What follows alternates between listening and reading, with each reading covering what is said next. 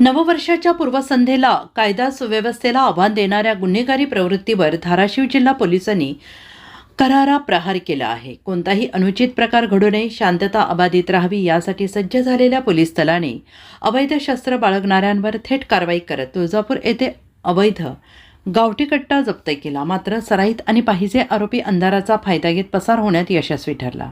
Police अधीक्षक श्रीमती रितू खोकर यांनी नववर्षाच्या पार्श्वभूमीवर अवैध धंदे, बेकायदेशीर शस्त्र आणि गुन्हेगारी प्रवृत्ती विरोधात कठोर कारवाईचे स्पष्ट आदेश दिले.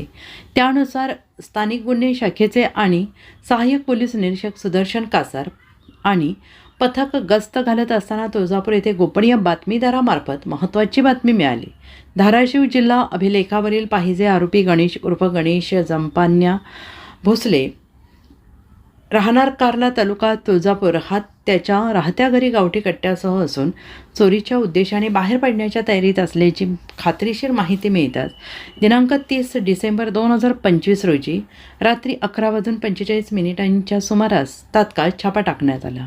या छाप्यावेळी आरोपी घरामागील चिंचेच्या झाडाखाली बसला असल्याचं आढळून आलं. मात्र पोलिसांचे पथक दिसतात त्याने हातातील गावठी कट्टा फेकून अंधाराचा फायदा घेत पळ काढला.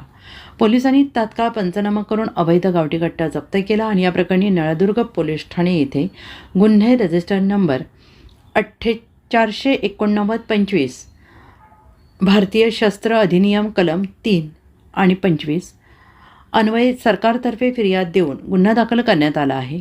जप्त शस्त्र पुढील तपासासाठी नळदुर्ग पोलिसांच्या ताब्यात देण्यात आलेलं असून पसार आरोपीचा कसून शोध सुरू आहे आणि ही कारवाई पोलीस अधीक्षक श्रीमती रितू खोकर, अप्पर पोलीस अधीक्षक श्रीमती शफकत आमणा यांच्या मार्गदर्शनाखाली स्थानिक गुन्हे शाखेचे पोलीस निरीक्षक विनोद इज्जपवार यांच्या देखरेखीखाली सहाय्यक पोलीस निरीक्षक सुदर्शन कासार यांच्या नेतृत्वाखाली यशस्वीपणे पार पडली. पथकात पोलीस हवालदार 576 शौकत पठाण, पोलीस हवालदार 289 जावेद काजी, पोलीस हवालदार 929 प्रकाश अवताडे, पोलीस हवालदार 1275 फरहान पठाण, महिला पोलीस हवालदार 1327 शोभा बांगर, चालक पोलीस हवालदार 539 रत्नदीप डोंगरे यांचा समावेश होता.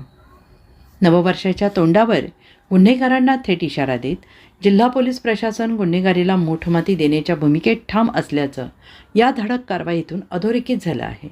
नववर्षाच्या पार्श्वभूमीवर जिल्ह्यात अवैध शस्त्रे बाळगणारे, गुन्हेगारी प्रवृत्ती आणि पाहिजे आरोपी यांच्या विरोधात कोणतीही तडजोड न करता कठोर कारवाई केली जाईल.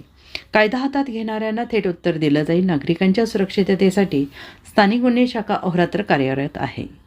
विनोद इज्जपवार, पोलीस निरीक्षक, स्थानिक गुन्हे शाखा, धाराशिव.